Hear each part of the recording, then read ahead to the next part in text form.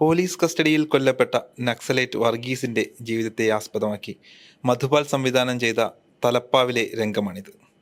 സംഭാഷണങ്ങൾക്കും കഥാപാത്രത്തിനും അപ്പുറത്ത് ആ ലൊക്കേഷനെ കുറിച്ച് പറയാം.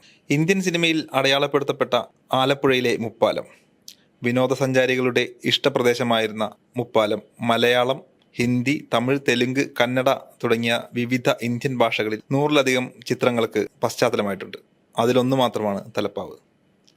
ഷാറൂഖ് ഖാൻ, രജനീകാന്ത്, അല്ലു അർജുൻ, രവി തേജ, സിദ്ധാർത്ഥ്, കിച്ച സുദീപ്, ഹൻസിക, ശാലിനി, രേഖ, ബോളിവുഡ് മുതൽ തെന്നിന്ത്യൻ സൂപ്പർ സ്റ്റാറുകൾ വരെ മുപ്പാലത്തിന്റെ പശ്ചാത്തലത്തിൽ കഥാപാത്രങ്ങളായി. മലയാളത്തിൽ ഈ നിര സത്യൻ മുതൽ ഫഹദ് ഫാസിൽ വരെ നീളും. ഗോപാലകൃഷ്ണൻ ജീവിതത്തെക്കുറിച്ചുള്ള പ്രതീക്ഷകൾ പങ്കുവെക്കുന്നതും ഇതേ മുപ്പാലത്തിൽ വെച്ചാണ്. സിനിമകൾക്കപ്പുറം ആലപ്പുഴയുടെ വൈകുന്നേരങ്ങളെ സജീവമാക്കിയ ഇടം കൂടിയാണ് ഈ മുപ്പാലം. കനാലിനോരം പറ്റി മരങ്ങളുടെ തണലിൽ മുപ്പാലത്തിലൂടെ നടന്ന് സൊറ പറയാത്ത നാട്ടുകാരും സഞ്ചാരികളും കുറവായിരിക്കും. സ്വപ്നങ്ങളും സൗഹൃദങ്ങളും പ്രണയവും മുപ്പാലത്തിന്റെ സുന്ദര സായാഹ്നങ്ങളെ അടയാളപ്പെടുത്തി.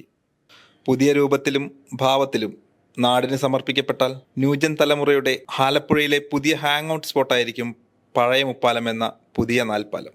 തിരുവിതാംകൂറിന്റെ ദിവാൻ രാജ കേശവദാസിന്റെ കാലത്താണ് ആലപ്പുഴ ഇന്നു കാണുന്ന രൂപത്തിലേക്ക് മാറുന്നത്.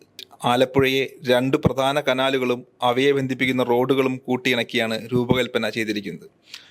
വഡ കനാലിനെയും കൊമേഴ്ഷ്യൽ കനാലിനെയും ബന്ധിപ്പിക്കുന്നതായിരുന്നു ചരിത്രപ്രസിദ്ധമായ മുപ്പാലം. ഈ പാലത്തെയാണ് 4 പാലങ്ങളായി ഇപ്പോൾ പൊതുമരാമത്ത് വകുപ്പ് പുതുക്കി പണിതിരിക്കുന്നത്. സംരക്ഷണ ഭിത്തി, കൈവരികൾ, നടപ്പാത എന്നിവയുൾപ്പെട്ട പുതിയ നാൽപ്പാലം 17.44 കോടി രൂപ മുടക്കിയാണ് നിർമ്മിച്ചിരിക്കുന്നത്.